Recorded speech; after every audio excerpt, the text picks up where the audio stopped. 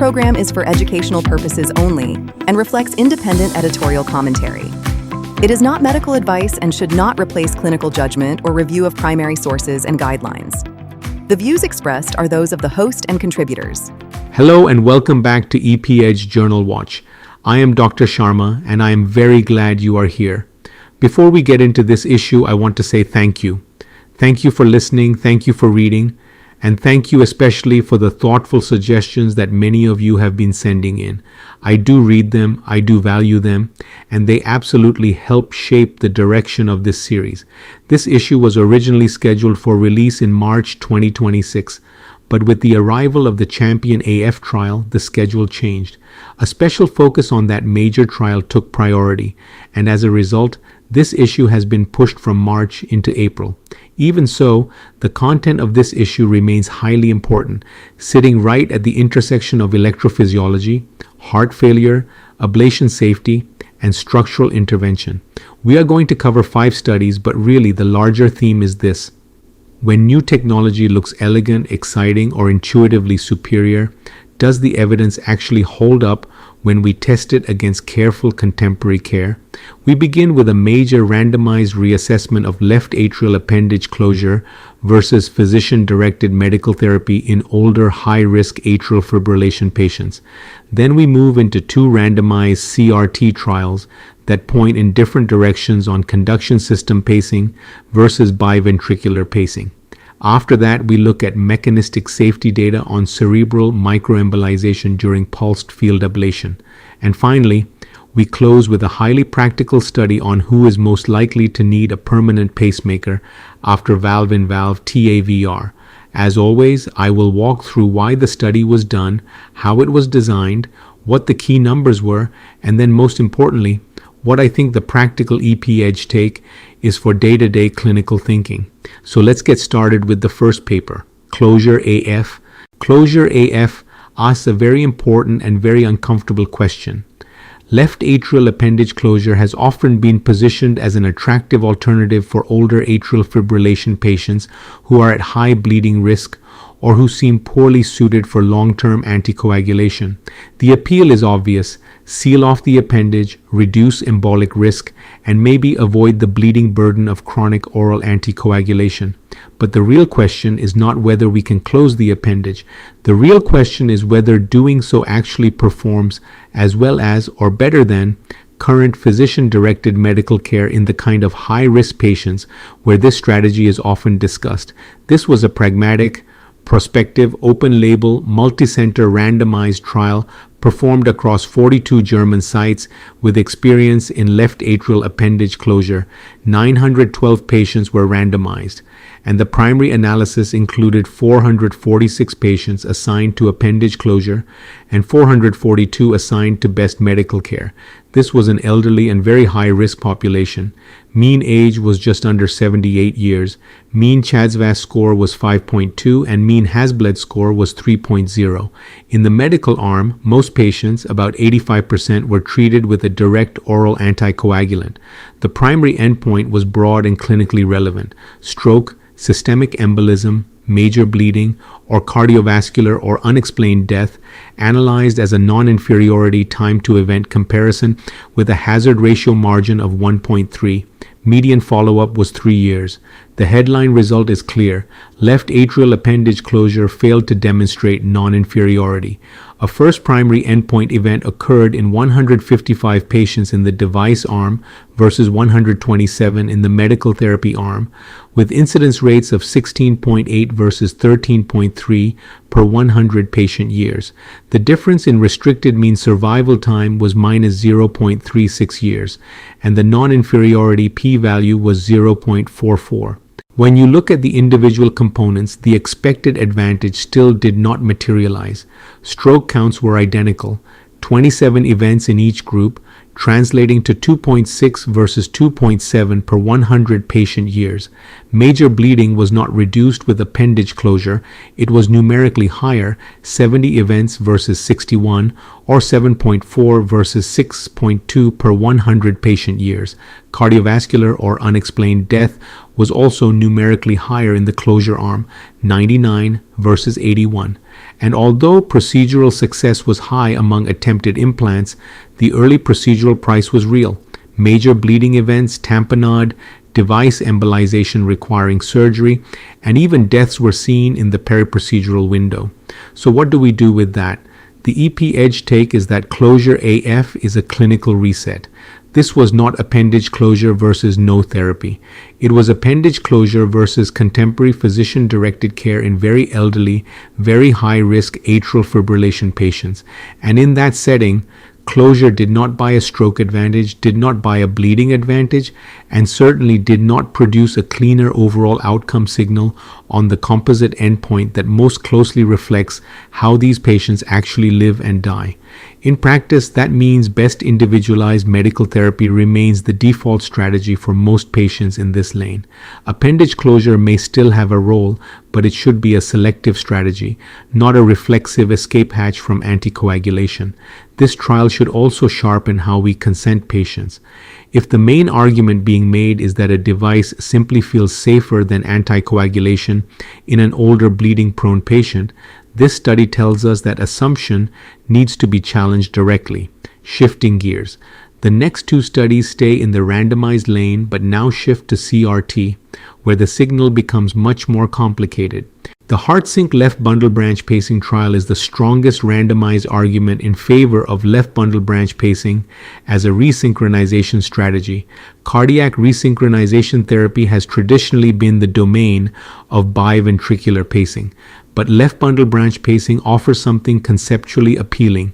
Instead of coordinating contraction by pacing both ventricles from separate sites, you try to restore physiologic activation by directly engaging the His-Purkinje system, especially in patients with true left bundle branch block. HeartSync left bundle branch pacing was a prospective multi-center randomized clinical trial conducted at 6 centers in China. 200 patients with heart failure, left ventricular ejection fraction of 35% or less, New York Heart Association class 2 through 4 symptoms, and complete left bundle branch block were randomized 1-to-1 to left bundle branch pacing or biventricular pacing. The primary endpoint was time to all-cause death or heart failure hospitalization. Secondary endpoints included death, heart failure hospitalization, echocardiographic response, and super response. Implant success was high in both groups, 98% in the left bundle branch pacing arm and 94% in the biventricular arm. Median follow-up was 36 months. The results strongly favored left bundle branch pacing. The primary endpoint occurred in 8% of patients with left bundle branch pacing versus 28% with biventricular pacing, with a hazard ratio of 0.26 and a p-value less than 0.001. The difference was driven mainly by heart failure hospitalization, 7% versus 28%, hazard ratio 0.23. Mortality was numerically lower, 2% versus 5%, but the event count was small. Reverse remodeling also favored left bundle branch pacing. At 6 months, ejection fraction was 45% versus 39.2%. And at last follow-up it was 47.3 versus 41.5%. Super response was better as well, 55% versus 36%.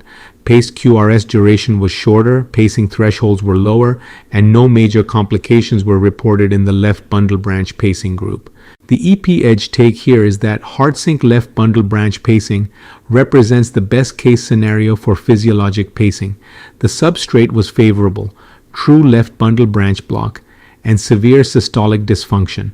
The operators were experienced. Success rates were very high, and under those conditions, left bundle branch pacing looked not just feasible, but clinically superior.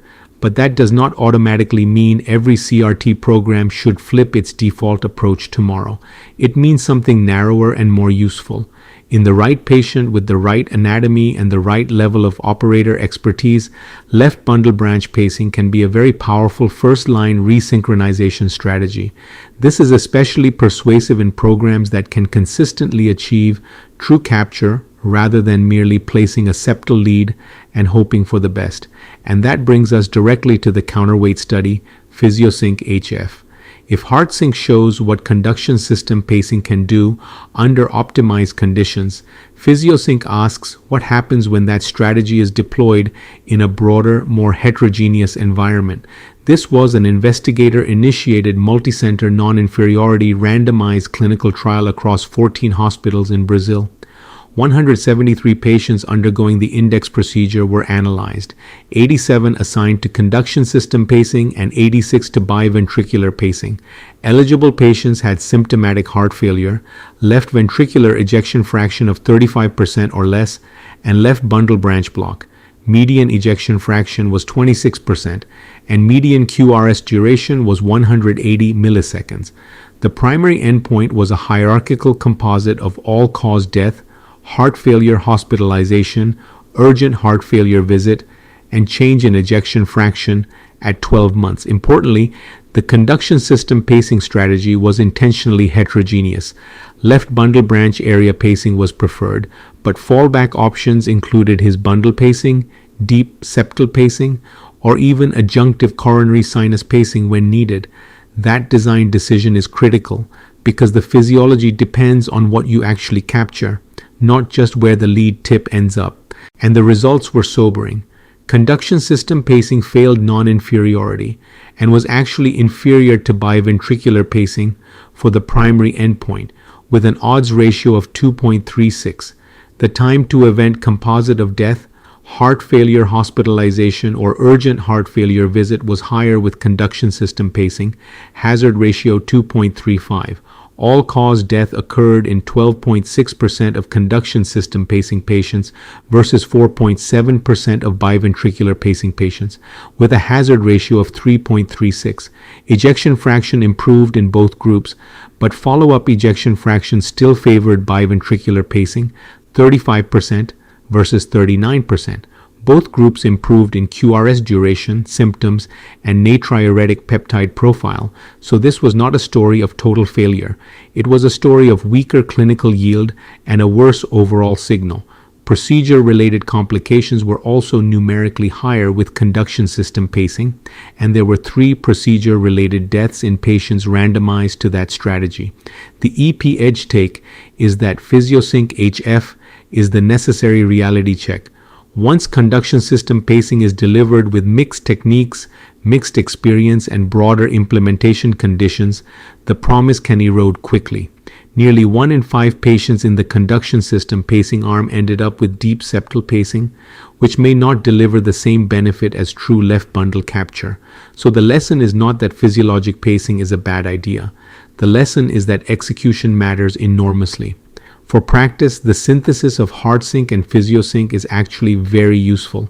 In expert programs with highly selected substrate and reliable true capture, left bundle branch pacing may outperform biventricular pacing. Outside those mature programs, biventricular pacing remains the safer benchmark. So the question is not which therapy is universally better. The better question is in whose hands, in which patients, and with what level of technical certainty. Next, we move from resynchronization to ablation safety, and specifically to the cerebral embolic signature of pulsed field ablation.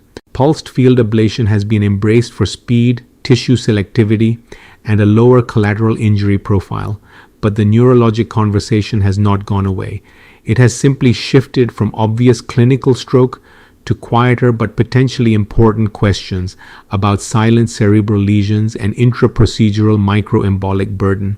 This study was designed to compare cerebral microembolization during high-power short-duration radiofrequency ablation and 2 different pulse field ablation systems, while also identifying which parts of the procedure are most embolic. This was a prospective observational study of 56 consecutive first-time atrial fibrillation ablation patients at a single high-volume center in Berlin. 28 underwent high-power short-duration radiofrequency ablation, 14 underwent pulsed field ablation with a circular multi-electrode array catheter, and 14 underwent pulsed field ablation with a variable loop circular catheter. Note the flow rate used was constant 4 milliliters per minute.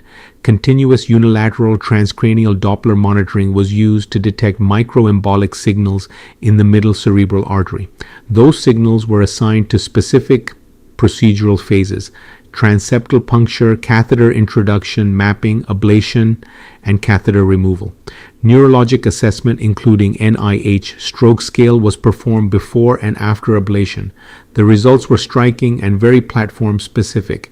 Total microembolic signal count was 1,402 for the variable loop pulsed field catheter, 449 for the circular multi-electrode pulsed field catheter, and only 131 for radiofrequency ablation, with a p-value less than 0.001 across groups.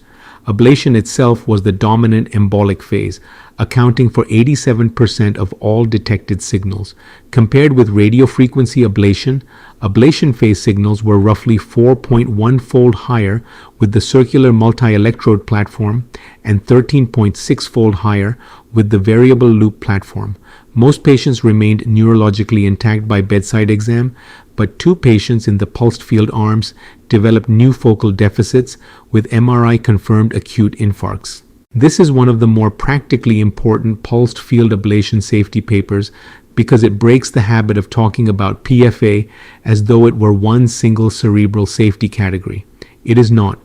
What this study suggests is that neurologic risk may be shaped by catheter design, tissue contact, energy delivery pattern, and workflow details, not simply by the label of pulsed field ablation itself.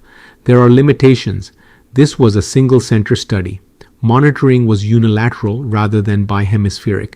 There was no routine brain MRI in everyone and no long-term neurocognitive follow-up, so we cannot equate microembolic signals directly with permanent clinical harm in every case.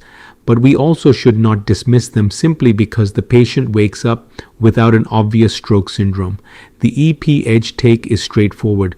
Do not generalize the neurologic safety profile of one pulse field platform to another.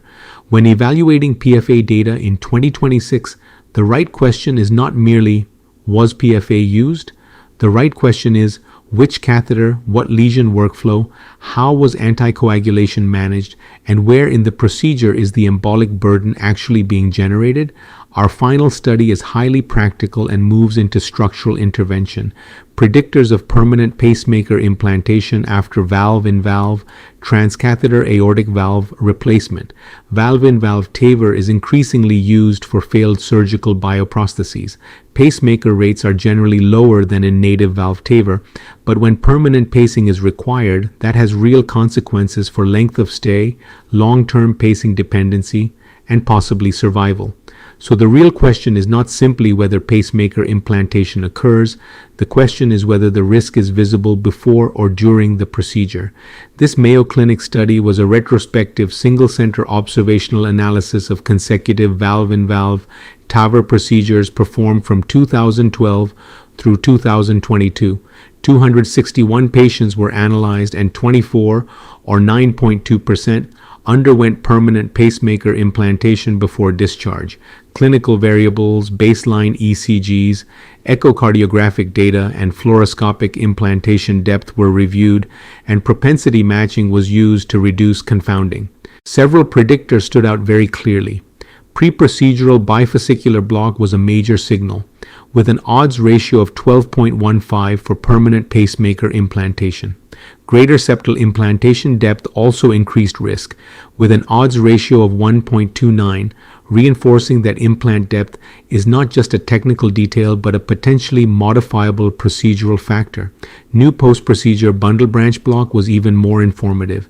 New left bundle branch block carried an odds ratio of 23.56, and new right bundle branch block an odds ratio of 24.4 for subsequent pacemaker implantation. Non-femoral access also emerged as a predictor. By contrast, severe aortic regurgitation as the mechanism of prosthetic valve failure was associated with lower pacemaker odds. One of the more clinically interesting findings was what happened over time after device implantation. Ventricular pacing burden greater than 90% rose from 25% at 3 months to more than 56% at 12 months. That suggests many of these were not merely precautionary implants.